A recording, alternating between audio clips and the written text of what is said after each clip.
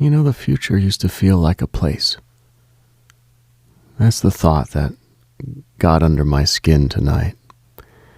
Not an idea, not a mood, but a place. Somewhere ahead of us, somewhere with different light, different buildings, different music, different versions of ourselves waiting up there in the distance, more complete somehow, more certain, more real. When you were younger, the future had geography, it had texture, it had rooms in it. You could almost smell it sometimes, and now, for a lot of people, the future does not feel like a place anymore. It feels like a bill. It feels like a reminder. It feels like a headline you don't want to read. It feels like the next software update, the next medical appointment, the next payment due, the next fragile plan that might collapse before it becomes real. Something very strange has happened to the future. It didn't vanish. It became administrative. And I think that may be one of the quiet reasons people feel so emotionally strange lately. Not because they have no hope at all, it's worse than that. Hope still appears sometimes, but it appears in small, compromised forms. A package arriving Thursday, a weekend that might be restful, but probably won't be. A vacation you will partially spend answering messages.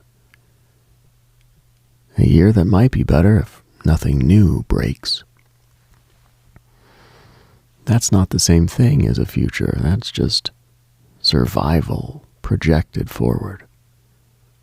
And maybe this is why so many people feel tired before anything even happens. They're not exhausted only by the present. They're exhausted by the future they can already feel pressing against the glass.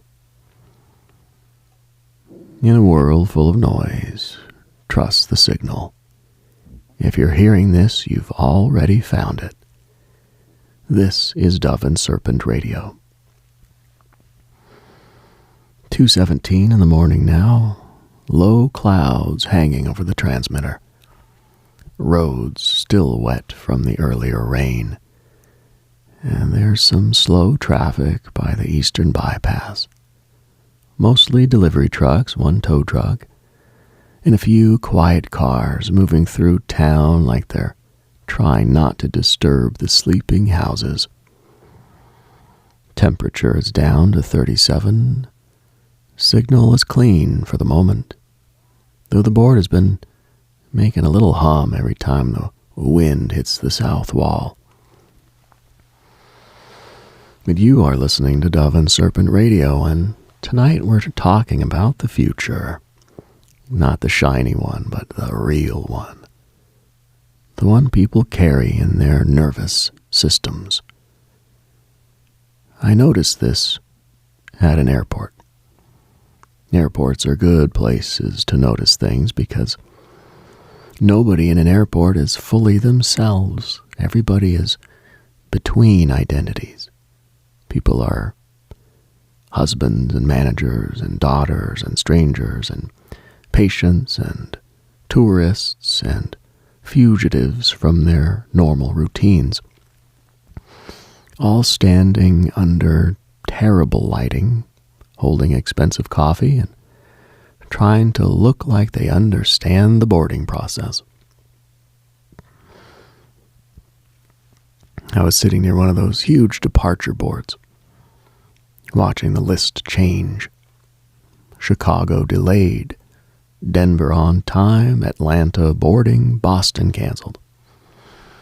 And I remember thinking that modern life increasingly feels like staring at a departure board, When your own future keeps changing gates without explanation, you think you know where you're going, then the screen updates.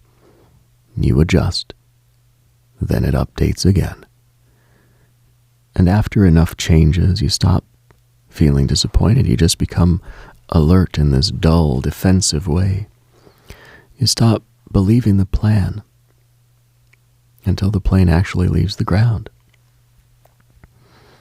That's become a whole way of being for people, never fully trusting the plan, never fully relaxing into anticipation, never fully believing anything good is allowed to arrive without first being delayed, rescheduled, modified, priced higher, or quietly canceled. This is not the old anxiety. The old anxiety was fear that something bad might happen. The new anxiety is the suspicion that nothing stable can be promised. And the body understands that before the intellect does. That's why people check their phones compulsively, not only for stimulation, for confirmation that reality has not changed while they weren't looking. The meeting still exists. The money is still there. The person has replied. The road is still open. The weather is still survivable. The news has not reorganized the emotional atmosphere again. We have become tiny personal control towers, monitoring incoming data from every direction. No wonder rest feels difficult. A control tower can't take a nap. There was a man across from me at that airport who kept refreshing a weather app. Even though the weather outside the window was visibly happening, he could see the rain on the glass. He could see the runway lights blurred by water. But he kept checking the radar anyway, as if the official image of the weather had become more real than the weather itself.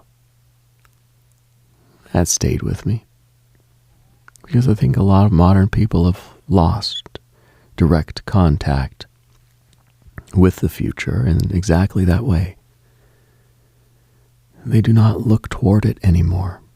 They check for it through apps, through forecasts, through account balances, through calendar blocks, through analytics, through medical portals, through tracking numbers, through probability, through speculation, through warnings. The future no longer arrives as mystery, it arrives as data. And data is useful. Yes, it's powerful. It can save lives.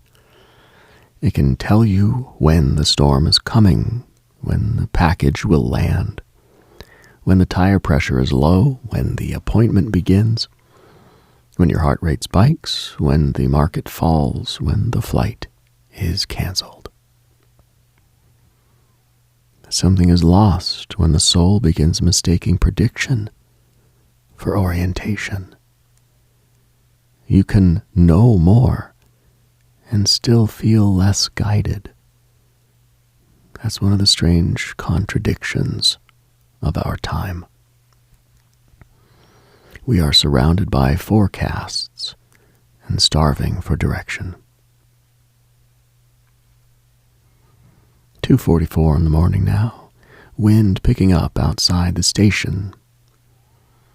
We've got a report of branches down near Old Mill Road. Someone called in from the truck stop to say the vending machine is taking money but not releasing anything. There's a metaphor there, but I'm going to leave it alone for once. Tonight's broadcast is brought to you by the calendar notification you dismissed 3 times and still did not emotionally accept. Dove and Serpent Radio, broadcasting live from the hour where tomorrow becomes technically true before it feels believed. I think children understand the future differently. Not better in every way, but more bodily. A child does not think of December as a date range. A child thinks of December as lights, smells, cold air, waiting, special food, altered rooms, grown-ups acting strangely, school changing its rhythm. The future is sensual. The future has color. Adults convert the future into obligation. Dentist on Tuesday. Insurance renewal, tax deadline, oil change, prescription refill, quarterly estimate, meeting at 9:30, follow-up appointment. Somewhere along the way, the bright, emotional calendar becomes a logistics grid. And that transformation is more damaging than people realize. Because anticipation is a form of nourishment. A human being needs things to look forward to, not as luxury, but as psychic nutrition. Anticipation stretches the soul forward. It gives the present a corridor. It says, keep walking. There's something ahead worth reaching. When anticipation collapses, the present becomes claustrophobic. That's what I think's happened to many, many people. They still have plans, but not anticipation. Plans are not the same as anticipation. A plan is an arrangement. Anticipation is a charge. You can have a full calendar and no future. That sentence bothers me because it feels way too true. There are people whose lives are completely scheduled and still spiritually directionless.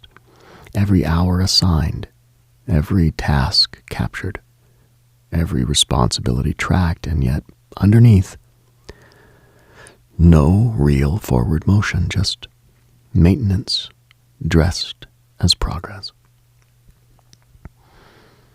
This is how people end up aging without feeling like they are becoming. They're moving through time, but not toward anything. That's a particular kind of horror. Quiet, respectable, very common. And it doesn't always look like despair from the outside. It often looks like competence. The appointments are kept, the bills are paid, the emails are answered, the body is fed. The house is mostly clean, the car gets inspected, the social obligations are met. The necessary forms are submitted. But inside, some essential future-making faculty has gone dim. The person no longer asks, what am I becoming? They ask, what do I have to handle next? That shift can take over a life. And because handling things is necessary, no one questions it. But a life made entirely of handling things eventually begins to feel like a hallway with no doors. I don't think people are only afraid of catastrophe now. I think people are afraid of continuation. And that's so much darker.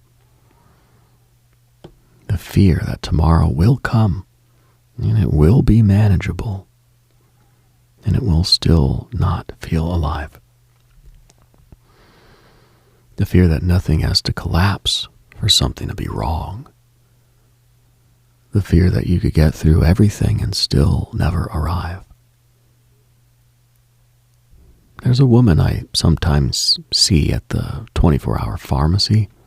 I don't know her name. She works the register late. She has this extremely calm expression that makes her seem either very wise or completely beyond rescue, maybe both. A few weeks ago, while the receipt machine was making that miserable little dying insect sound, she said to the man ahead of me, "See you next time." And he laughed in a way that did not sound like laughter, and he said, "Yeah, that's the threat. That's the threat, right? See you next time." The ordinary continuation of things. Same aisle, same lights, same polite exchange. Same body moving through the same systems, and I thought, there it is. That's one of the great modern terrors hiding in plain sight. Not the end of the world. The endless continuation of a world that does not quite feel inhabited. 3:09 in the morning now. The wind has settled for the moment. A little fog returning low over the service road. There's a diner off Route 12 still open tonight with 4 cars outside, and one of them has had its headlights on for 20 minutes. Someone should probably tell them. But sometimes people sitting alone in cars are not ready to be interrupted. You're listening to Dove and Serpent Radio. If you're awake right now and tomorrow feels heavier than it should, stay with me.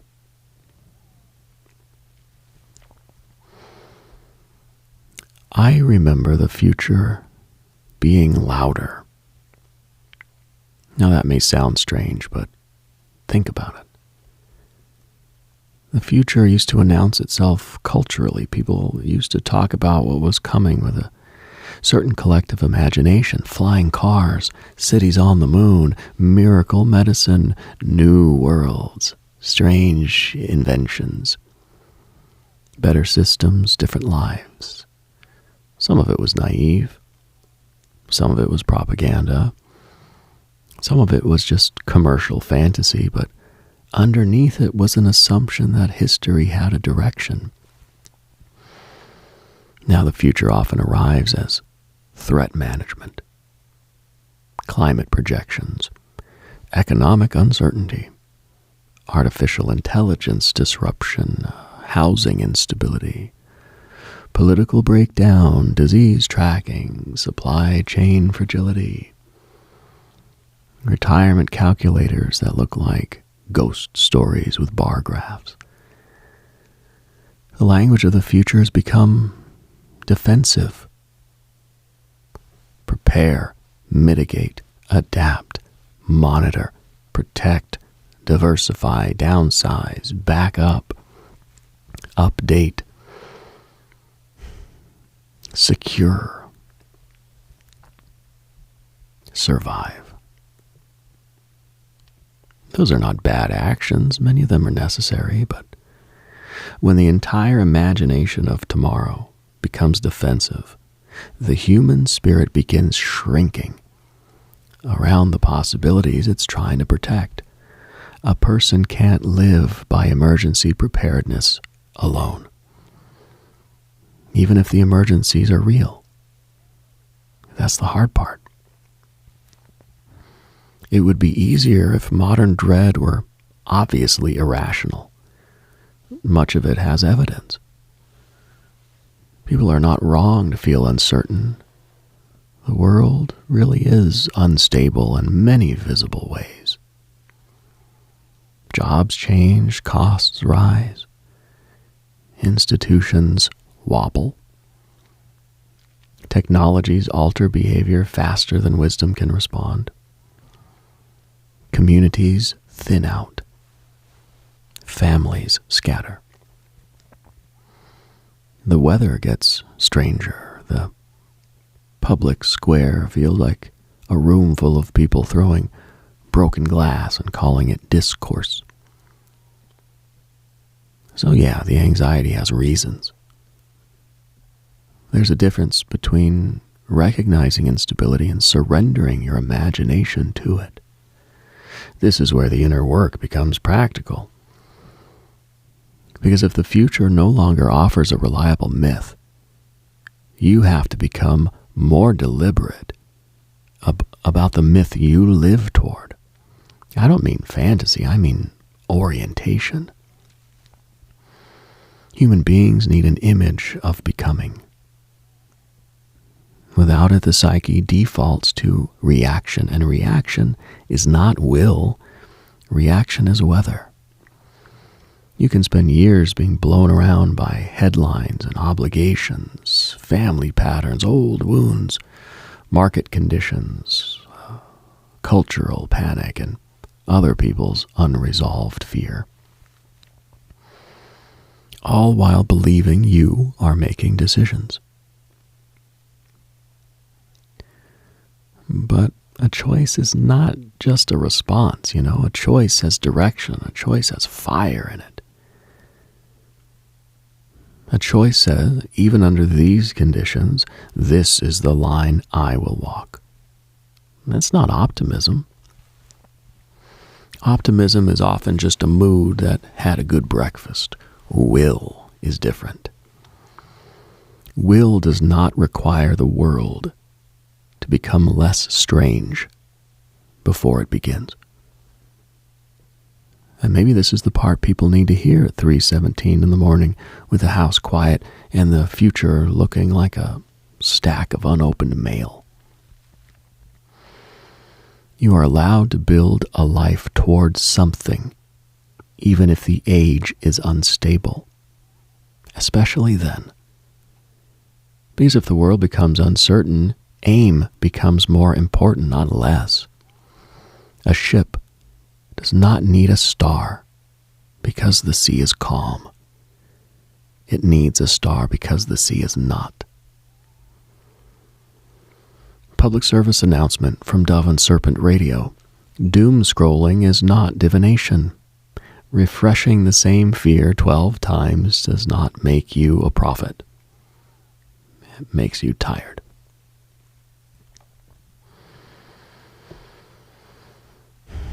I say that as someone who's done it. There are nights when I have confused vigilance with wisdom.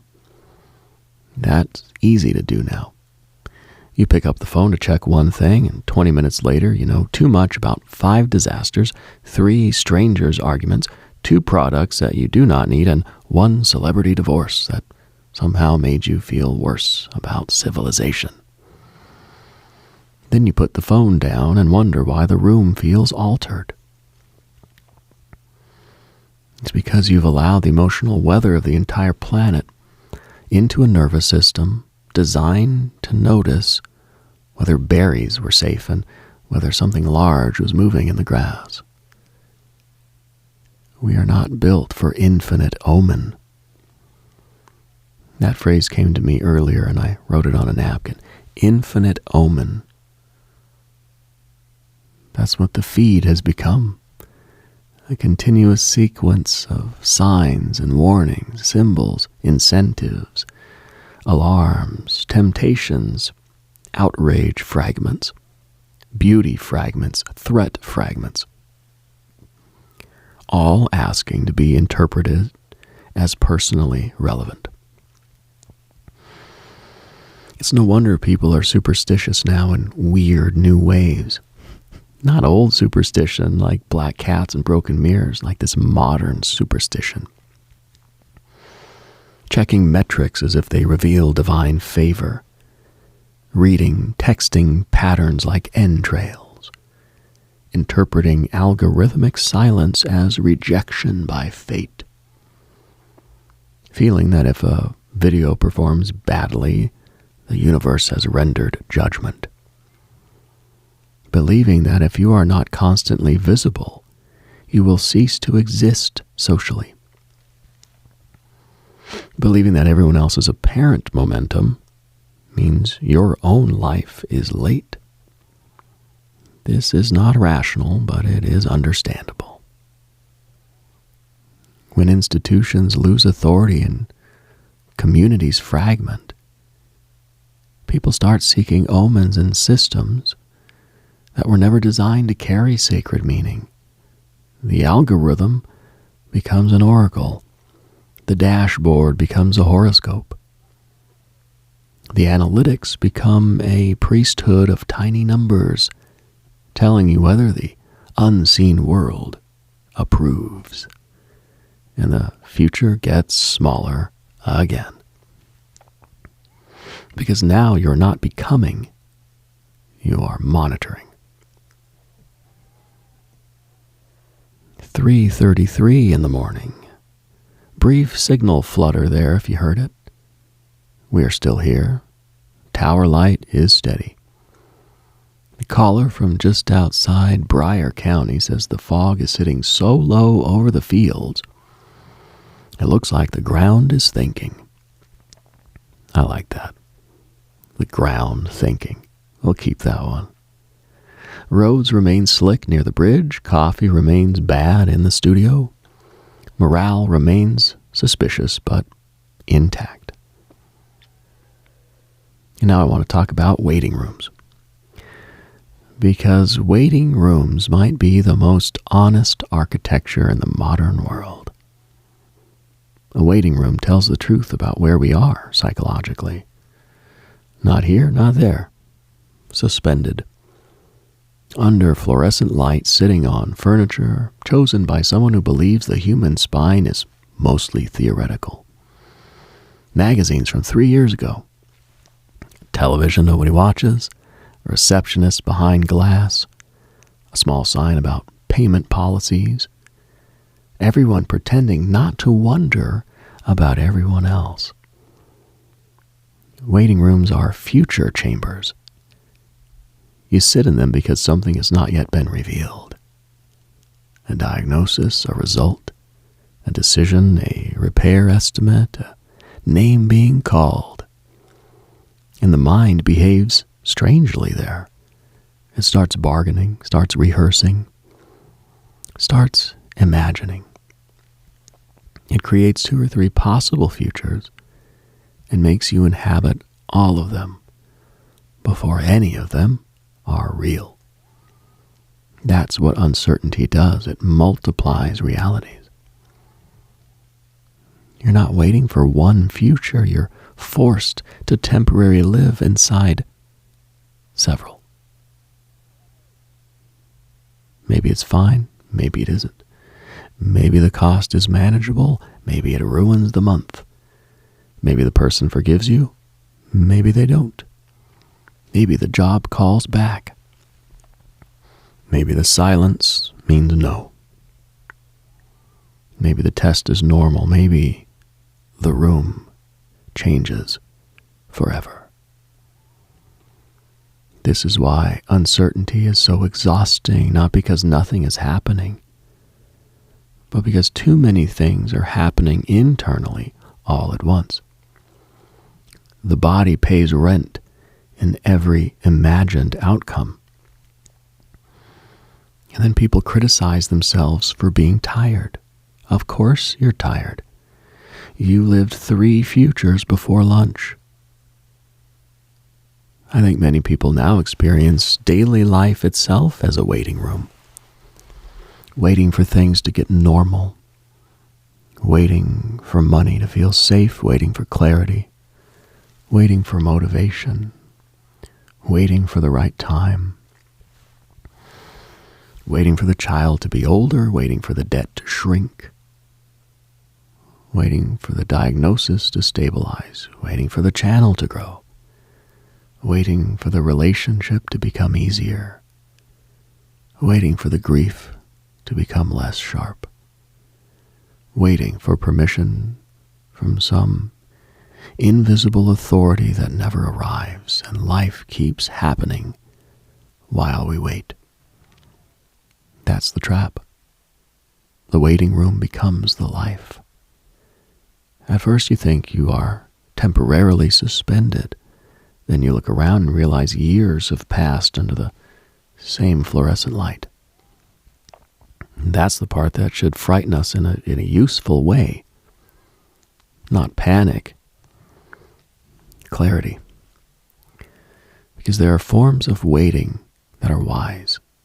Seeds wait, right? Bodies heal. Grief takes time.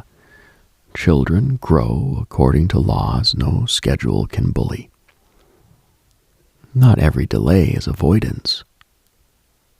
There is also a kind of waiting that is fear, wearing the clothing of patience.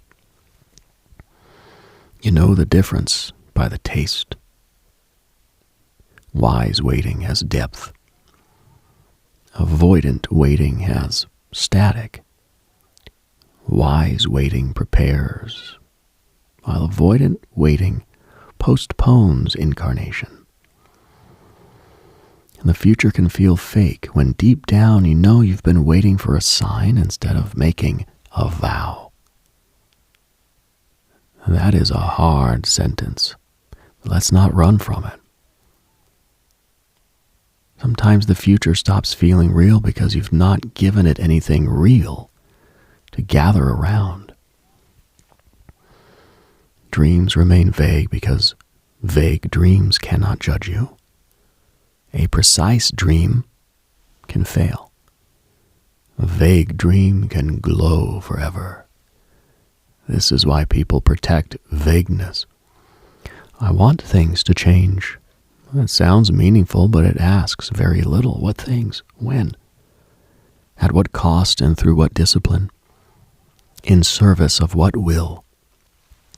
And the moment you answer, the dream becomes accountable to time. And that's terrifying.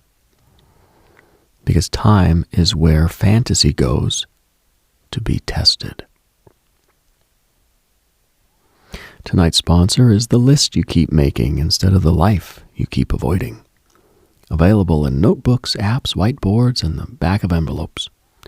Side effects may include temporary relief, false momentum, and the haunting suspicion that planning is not the same as doing. Now, I don't mean to attack planning. Planning's useful. A good plan is a form of respect for reality, right? But some people don't plan in order to act. They plan in order to feel briefly innocent. There is a difference. You sit there at midnight reorganizing your tasks, renaming folders, choosing the perfect system, downloading the app and watching videos about productivity, and for a moment, you feel clean. You feel like your future's been handled, but nothing has entered matter yet. No difficult phone call, no page written, no money moved, no body trained, no room cleaned, no apology made, and no practice begun. The future has been aesthetically arranged, but not invoked. This is one of the most modern forms of self-deception, mistaking preparation for transformation. The magician knows better. The wand has to move. The word has to be spoken. The act has to enter the world of resistance where things are heavy, delayed, imperfect, and, slightly embarrassing. There is no incarnation without friction. This is why the actual future is always less glamorous than the imagined one. But it's also more merciful because the imagined future asks you to be perfect before you begin.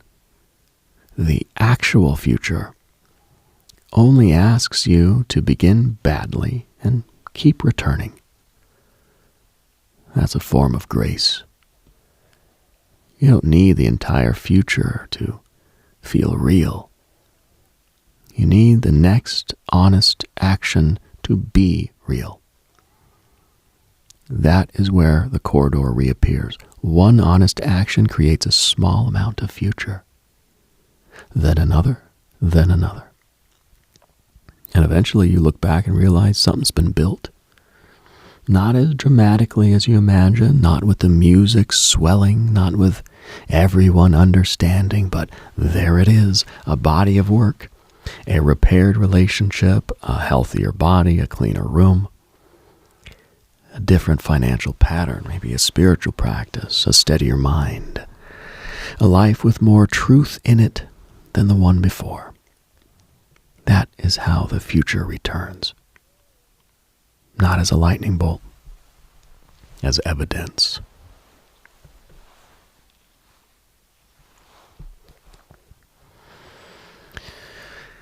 It's 4:01 in the morning now. Rain has fully stopped. There's a strange, clear patch opening over the western trees. The kind where the clouds part just enough to remind you there are stars behind the weather, whether you can see them or not. A few trucks are moving again near the distribution center. The overnight world is beginning its slow handoff to the people who think morning belongs to them. Now I want to admit something. There are times when I do not trust my own sense of the future. Not because I think I'm hopeless, because I've learned that mood is a terrible cartographer. A low mood will draw the map wrong. It will tell you every road ends in the same ditch. It'll tell you nothing you do matters. It'll tell you that other people have already crossed some invisible bridge that you missed. It will tell you the best parts are behind you because the body is tired and the room is dark and the bank account or the mirror or the silence has temporarily gained too much symbolic power. Do not accept maps drawn by exhaustion. That is important. A tired mind predicts badly. A frightened mind predicts narrowly. A wounded mind predicts repetition. It says what happened before will happen again. It says you are the pattern, and the pattern is fate. But that is not always prophecy. Sometimes it's trauma trying to sound intelligent. And this is why people need sleep, food, movement, sunlight, conversation, prayer, discipline, and embodied reality before making certain conclusions about existence.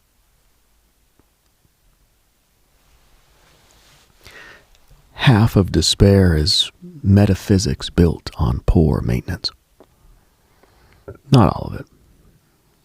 I'm not reducing the soul to a breakfast burrito and a walk around the block. But I am saying that the instrument matters. If your body is inflamed, sleepless, undernourished, overstimulated, sedentary, and flooded with bad news, you may not be receiving divine revelation when you conclude the future is dead. You may be receiving a maintenance alert. It's less romantic, yeah, but it's more useful. There is humility in checking the instrument before trusting the signal. Eat something decent. Drink some water, step outside. Move the body. Pay the bill if you can. Make the appointment, send the message. Sleep. Then ask again. Sometimes the future returns after the nervous system stops screaming. And sometimes after all that, the deeper question remains. Good. Then it's real. Then you can work with it. I think this is where modern spirituality often gets confused. People want a vision, but they don't want the disciplines that make a person capable of carrying one. They want a calling, but not the calendar. They want transformation, but not repetition. They want the future to arrive as an atmosphere instead of a practice. But every real future demands structure.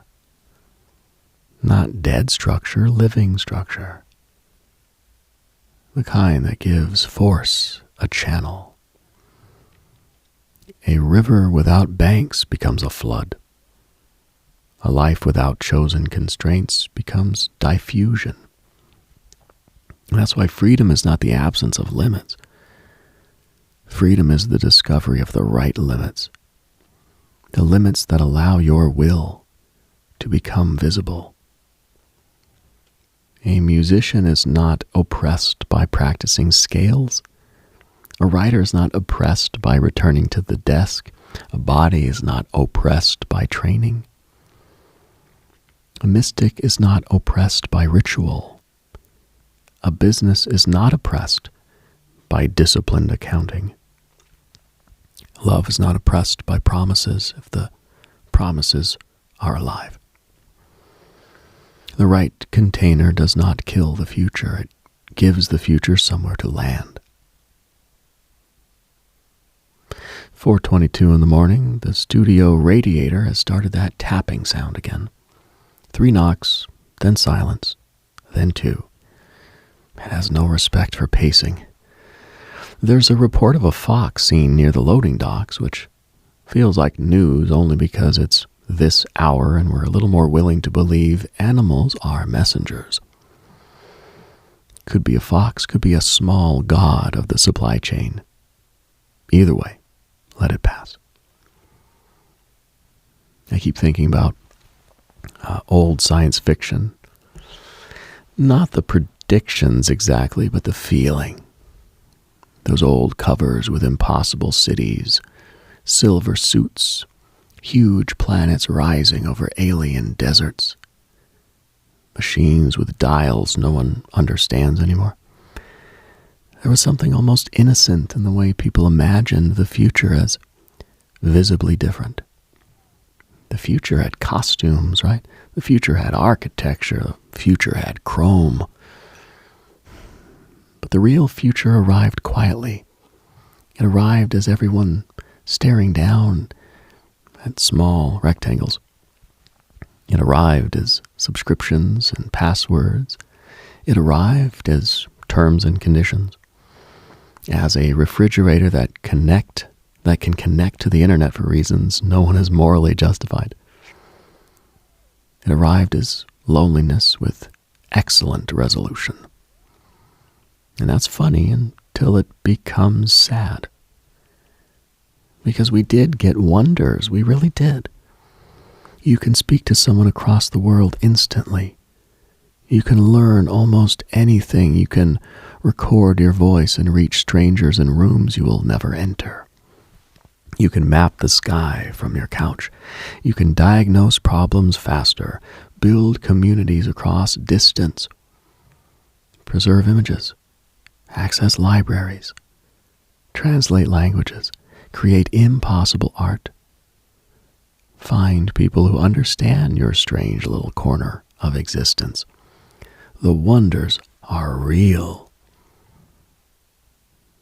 But wonder did not scale at the same speed as access.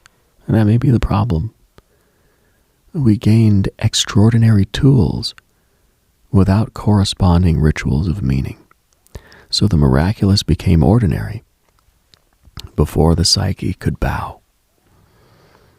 That's why people can use world-altering technology and still feel bored. That should disturb us. Boredom in the presence of miracle means perception has been damaged. Not permanently, maybe, but dulled. And perhaps the work now is not to wait for a more spectacular future, but to recover the capacity to perceive the present without deadening it. That sounds simple, but it's not. The present is hard to perceive because it arrives without dramatic framing. There's no soundtrack. There's no title card. No one tells you which Tuesday will matter later. No one says, pay attention. This conversation is the last easy one before everything changes. No one says, this is the last summer your child will sound like that. No one says, you'll miss the kitchen. No one says, that boring errand with someone you love will become sacred after they're gone. The most important moments often arrive disguised as filter. And because we're waiting for the future, we miss the thing that's becoming memory in real time. That's one of the cruelest arrangements in human life. We recognize the sacred most easily after it has become inaccessible. Maybe the future feels fake because the present has not been fully received. Maybe those are connected. If you don't inhabit now, tomorrow becomes abstract. The person who is absent from the present cannot build a believable future. Because the future is made out of intensified present action, not fantasy. Action, attention, contact, choice, repetition, love in matter, will under pressure. I don't want this to become motivational. That would betray the hour.